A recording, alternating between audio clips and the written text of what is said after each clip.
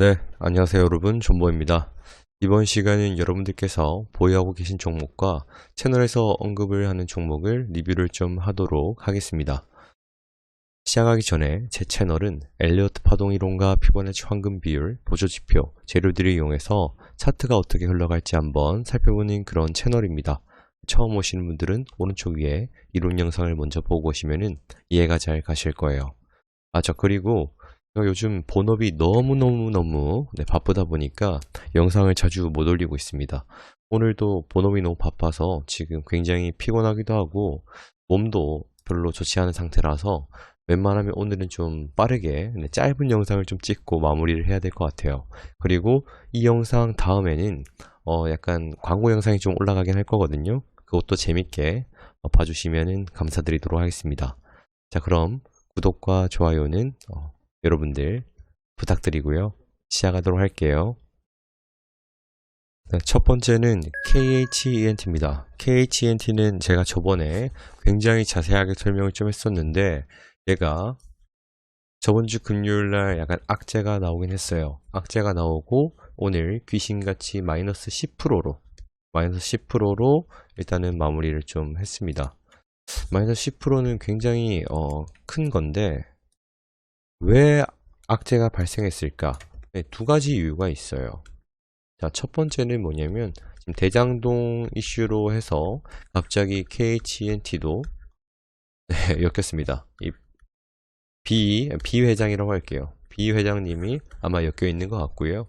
그리고 이제 두 번째로는 우리 공시를 보시게 되면 전환 청구권 행사가 나오죠. 지금 보시면 오늘도 전환 청구권 행사가 올라오긴 했는데요. 일단은 내린 이후에 공시를 보시면 10월 22일 날 행사가 한다 이렇게 말이 나왔고요. 여기 보시면 지금 6회차가 누구 거냐고 하신다면 필룩스 거고요. 7회차는 메리츠 겁니다. 메리츠 증권 거고, 일단은 이 필룩스 거는 뭐 30억 정도인데 메리츠가 원래 총 100억짜리입니다. 그 중에 30억이 나옵니다. 얼마? 1315원. 근데 여러분들께서 이런 말씀을 할 수가 있겠죠? 저번에 필룩스는 1600원대였고 메리츠는 1800원대가 아니었나 이렇게 말씀을 하실 거예요. 근데 저도 정말 어이가 없었던 게 뭐냐면 이 보시면 하기 전환 가액은 전환 청구권 행사를 하기 전에 발행회사가 시가를 하회하는 발행가액으로 유상증자 10월 20일에 함으로써 전환 가격이 조정되었습니다. 이 10월 7일이거든요. 7일 보시면 1315원의 유상증자를 때렸어요. 필룩스를 상대로. 이 시가를 하회하는 금액으로 유상증자를 때렸기 때문에 얘네가 전환 자체가 높은 가격에 있는 애들 것도 리픽싱을 할 수 있다. 이렇게 나오는 겁니다. 정말 진짜 더럽죠, 여러분. 제가 욕을 한마디 할게요, 여러분. 진짜 이런 애들은 정말 미친 새끼들입니다. 정말 욕밖에 나오지가 않아요, 저도.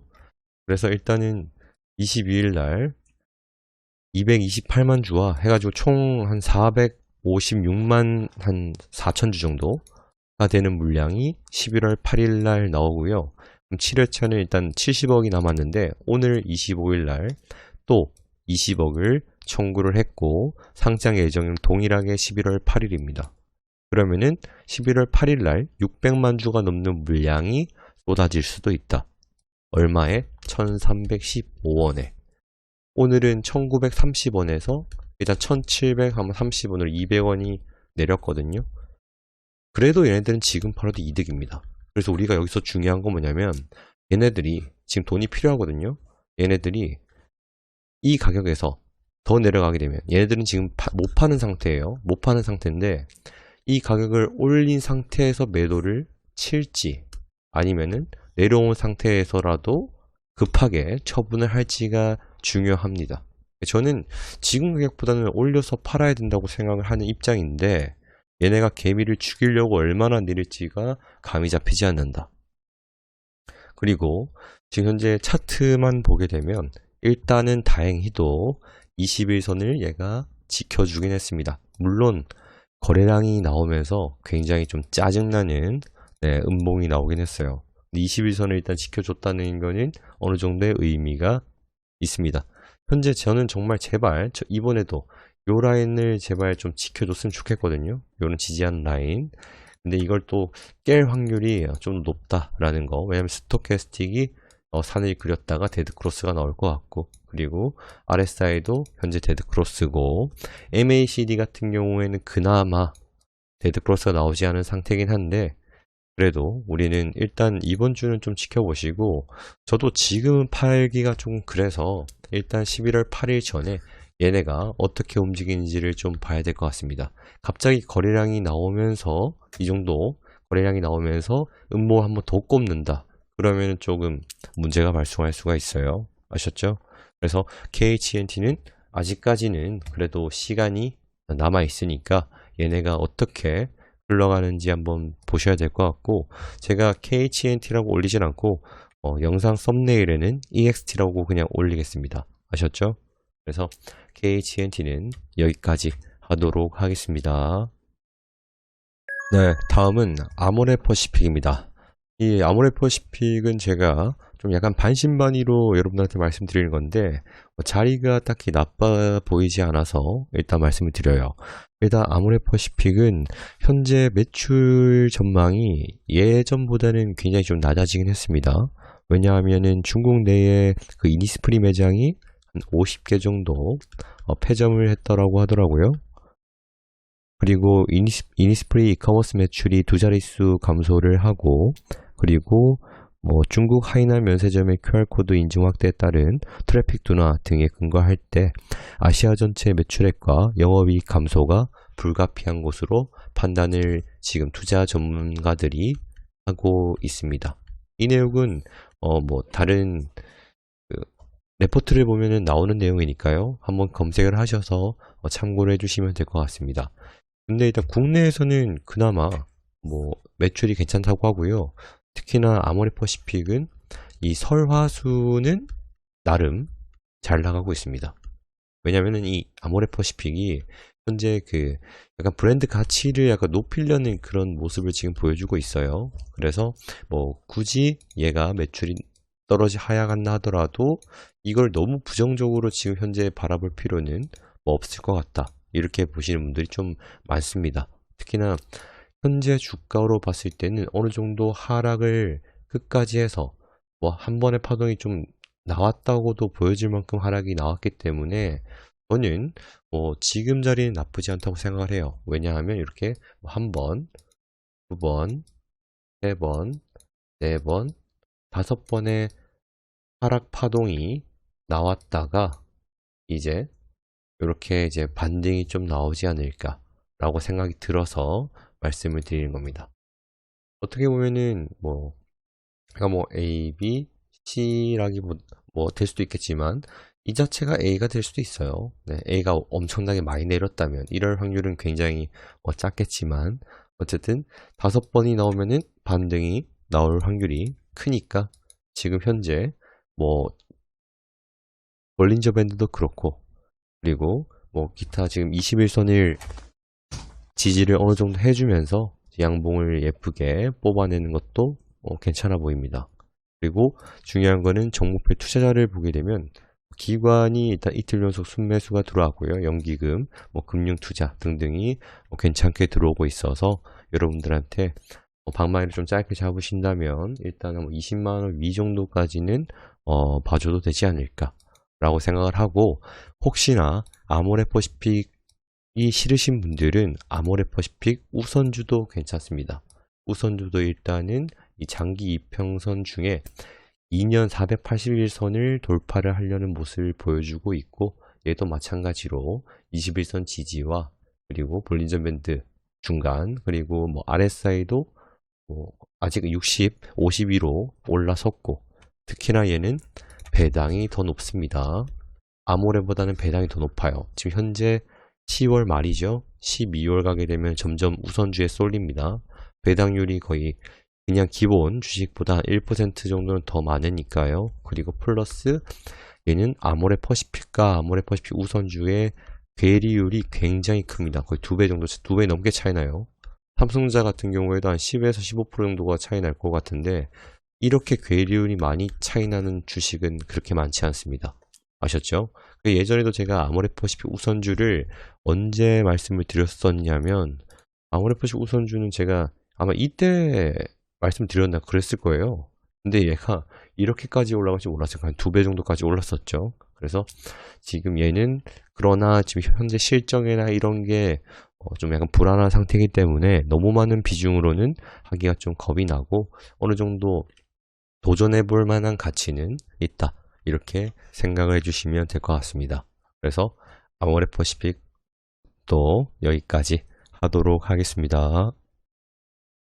네, 다음은 CJENM입니다. CJENM 같은 경우는 제가 현재 얘를 뭐 지금 매수를 하라는 그런 말이 아니고 CJENM은 아직 추세가 죽지 않았다. 이렇게 말씀을 드리고 싶어서 언급을 하는 거고요. 그리고 제가 말씀드렸다시피 얘는 언급을 하고 나서 전고점을 넘었죠.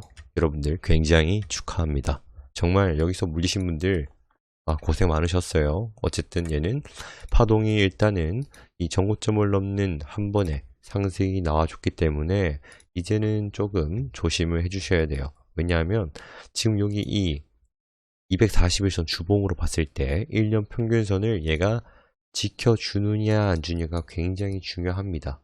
아셨죠? 그래서 저는 얘가 18만원을 깨지 않는 한은 조금 들고 갈 것 같고 그게 아닌 경우에는 뭐 지금 익절하시고 싶으신 분들은 익절을 하셔도 되고요. 뭐 크게 문제가 되진 않을 것 같습니다. 그래서 CJENM은 제가 굉장히 마음이 무거웠는데 이제는 놓아줘도 될 것 같다는 느낌이 좀 드네요.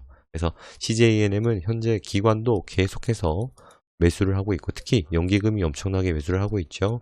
그래서 뭐 추세가 전혀 무너지지 않았기 때문에 뭐 거래량 나오는 음봉이나 아니면 이평선들 본인이 정하는 이평선을 깨기 전까지만 뭐 잘 보시면 될 것 같아요. 여기서 팁은 일단 이런 애들은 5일선을 타고 가는 경우가 굉장히 많습니다. 그래서 5일선 깼을 때 나오는 것도 한 가지 방법이니까 참고를 해주시면 될 것 같아요. 그래서 CJENM도 여기까지 하도록 하겠습니다. 네, 다음은 솔루스 첨단 소재입니다. 솔루스 첨단 소재도 제가 예전에 한 1월 때 아마 얘기를 좀 드렸었나? 그랬었던 것 같은데 굉장히 상승을 많이 했네요. 솔루스 첨단 소재도. 얘도 아마 제가 팔아먹으려면은 올릴 거다라고 말씀을 드렸던 것 같아요. 그렇죠, 여러분? 네. 그래서 일단 얘가 굉장히 많이 상승을 했고 들고 계신 분들은 축하를 드리는데 얘는 현재 이렇게 꺾이긴 했으나 이평선들이 일본 기준으로 정배열 상태입니다. 정배열 상태고 현재 21선을 얘가 지켜주기만 한다면 여전히 추세가 아직은 살아있다. 이렇게 보실 수가 있기 때문에 섣부르게 집 위에 만약 물리셨던 분들 같은 경우는 손절보다는 좀 더 지켜보는 편이 더 좋다고 생각을 하고요. 그리고 종목별 투자자를 보더라도 연기금이나 기타 금투 이런 이제 외국인 기관 매수를 보면은 여전히 추세가 괜찮다 이렇게 볼 수 있는 정도이기 때문에 만약에 위에 고점에서 사셨더라도 너무 낙심하지 마시고 좀 더 지켜보시는 게 좋을 것 같아요. 그래서 솔루스 첨단 소재도 여기까지 하도록 하겠습니다. 네, 다음은 KEC입니다. 마지막이에요. 자, KEC는 굉장히 지금 현재 어떻게 볼 수 있냐면 현재 지지하는 라인들이 이렇게 한번 꺼보시면은 굉장히 저항이면서 현재 지지를 받고 있는 그런 라인이라고 보시면 돼요. 한 1250원 정도로 잘 지켜주고 있고요. 이 KC가 지금 굉장히 좀 핫한 종목이라고 볼 수가 있습니다. 뉴스를 다 같이 보시게 되면은 전기차와 데이터 센터 시장이 급속도로 성장하면서 수혜를 볼 것이다. KEC는 반도체 제품 및 부품 제조업을 영위하는 업체, 그리고 시스템 반도체 가운데 전력 반도체, 파워 반도체를 생산한다고 합니다. 이 주요 고객사가 굉장히 중요한데 LG전자, 삼성전자, 현대모비스, 미국 모바일 업체, 파나소닉 이런 것들이 엄청납니다. 엄청나고요. 그리고 전력 반도체 수요가 증가하고 있어서 SiC 전력 반도체에 대한 관심이 뜨거워지면서 주가가 상승을 또 한 거죠.